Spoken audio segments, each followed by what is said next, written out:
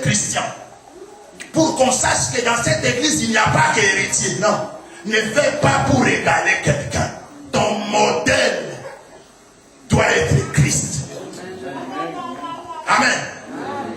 Quand tu vois Christian pécher, mets-toi à genoux, dire Seigneur, remets-le sur les droits chemins. Moi, je ne dois pas pécher parce que Christian a péché. Parce que mon modèle, c'est le trône de Dieu. Frère, Christ a pris la chair humaine. Le trône est descendu sur la terre afin qu'il soit modèle. Et Paul a dit, je suis l'imitateur de Christ. Soyez mes imitateurs comme moi je le suis de Christ.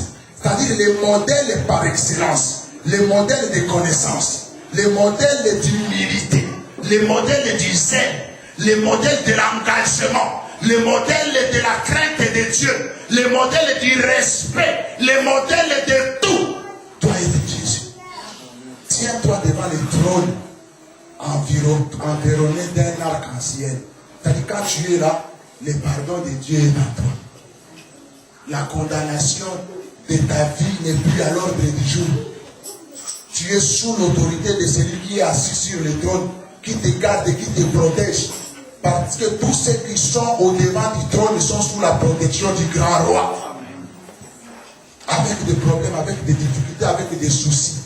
Garde ton poste au devant de Dieu. Quoi qu'il arrive, tous ceux qui ont trouvé grâce de regarder la face du Seigneur ne seront jamais dans le désespoir. Ils ne seront jamais dans la déception. Je ne sais pas ce qu'il en est pour toi, mais ce que Dieu veut que tu saches aujourd'hui, qu'à chaque fois que Dieu quittait le ciel pour prendre place au milieu des hommes sur la terre, c'était pour donner solution à leurs problèmes. Et le problème que l'humanité a en premier, c'est le problème du péché. Et l'évangile vient avec une mission bien précise. Détruire la puissance du péché dans la vie de l'homme. Vous avez remarqué, je ne vous ai pas parlé du mariage aujourd'hui. Je ne vous ai pas parlé de l'argent aujourd'hui. Je ne vous ai pas parlé des biens matériels aujourd'hui. Parce que les biens matériels ne sont que le surcroît que Dieu donne à tout celui qui a confiance à la parole. Quand tu as déjà la parole, c'est-à-dire tu as déjà tout. Et cette parole va créer en toi ce dont tu as besoin. Mais si tu as tout, tu n'as pas la parole, tout ça va t'amener à l'enfer.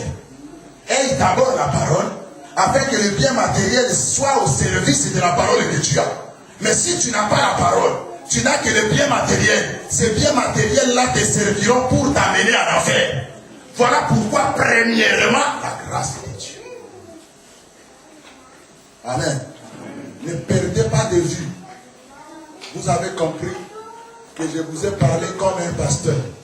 Ne perdez pas de vue que le souci de Dieu, c'est que tu saches ce que tu es venu faire enseigner. Nous avons fait des conférences. Nous avons dit aux gens notre évangile, en tout cas l'évangile que Dieu nous a donné, et l'évangile du salut. Que les gens qui viennent nous voir, voient pas seulement le salut dans nos paroles, qu'on voit le salut dans tout ce que nous sommes.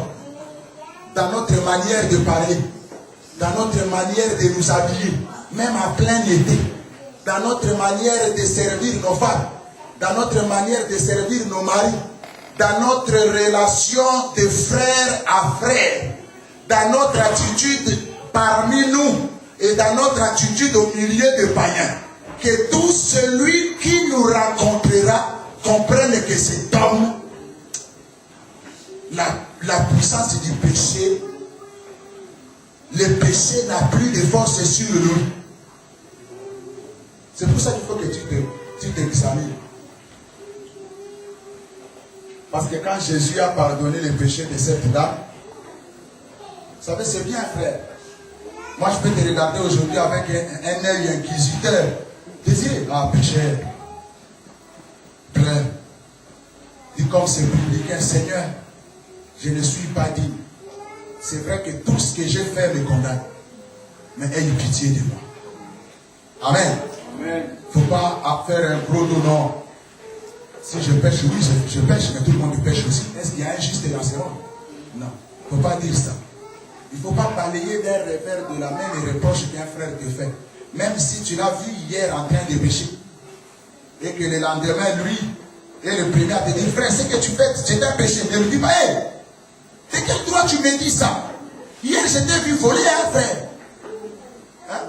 Tu lui sors un verset qui est d'ailleurs correct. Hein? Avant de voir la paille dans mon œil, il faut d'abord regarder dans la poudre qui est dans ton œil. Hein? Pourquoi tu me condamnes? Le frère dit non, je ne te condamne pas, j'étais en train de t'exhorter. Non, frère. Tous nous sommes pareils. Non, tous nous ne devons pas être pareils. Tous nous devons être comme Jésus. Amen. Que les reproches du frère ne te fassent pas fâcher. Il ose. Non, le frère n'a pas osé. C'est l'expression de l'amour fraternel. S'il ne te dit pas, personne ne te le dira. Parce que Dieu parle tantôt d'une manière, tantôt d'une autre. Je ne sais pas pourquoi j'insiste sur ça, mais la vie de la chrétienté, au-delà de la connaissance de la parole, la vie de la chrétienté, c'est ça la base pour le salut. Si tu ne sais pas écouter les conseils, si les conseils d'un frère ou d'une sœur d'ailleurs te fait fâcher, te fait trembler, te fait chauffer, non, tout le monde doit me dire pas oui. Sache que tu es dans les mains. Et l'interpellation de Dieu ce soir, c'est que tu comprennes que tu n'auras pas toujours raison. Peut-être que tu crois avoir raison dans tout. Mais Dieu a mis tes frères aux côtés de toi chaque fois pour te rappeler que tu restes homme avec des failles. Et que la parole de Dieu a pour mission de combler des failles afin que tu deviennes un homme fort, un homme puissant. Dans la prière, c'est ça le pourquoi de la prière que nous aurons le jeudi en sérieux. Viens parmi nous, afin qu'ensemble nous soyons en présence de Dieu dans la prière. Et que la connaissance de l'évangile que tu as en sérieux te serve pour les siennes. Pas pour faire les perroquets avec les débats. Vous verrez quelqu'un dans les débats, il manque même de la considération. Dans les débats, il oublie qu'une manière de parler peut blesser son frère. Il croit s'accaparer de la connaissance. Comme quoi, non, tous les autres ont tort, c'est lui qui a raison. Non. On n'est pas en train de se battre. On est en train de partager. Et on verra la nature de la divinité en toi-même par ta manière. Je vais vous dire, ce n'est pas par la force qu'on convainc quelqu'un. Dieu est capable d'introduire en toi la connaissance de la parole quand tu dors. Ce n'est pas par des coups de poing. L'évangile pénètre en nous par la grâce. Amen.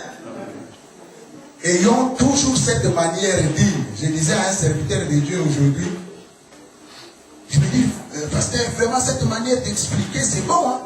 Je dis oui. C'est pour ça que quand on vous invite dans un endroit où vous trouvez les gens ne pas confesser cette manière-là, évitez d'être arrogant. Parlez-leur avec humilité. Parlez-leur avec considération. Parce que tu peux avoir la connaissance, mais si tu ne sais pas la transmettre, quelqu'un va te trouver orgueilleux et dire non. Si c'est vraiment ça, alors ça ne vaut pas la peine. Il faut savoir, avec la sagesse de Dieu, comme le disait Paul. Qu'est-ce que Paul dit? Timothée, tu es encore jeune. Parmi les vieilles personnes, sache tenir ta langue. Parmi les jeunes, sache tenir ta langue. Vous voyez que l'évangile, c'est aussi un code de bon comportement. Un code de bonne conduite. Que les païens ne te reprochent rien. Mais que tu sois à mesure de dire aux autres, regardez les modèles. Et moi-même, je suis conforme au modèle. Amen. Que Dieu vous bénisse. Nous allons nous lever pour la prière.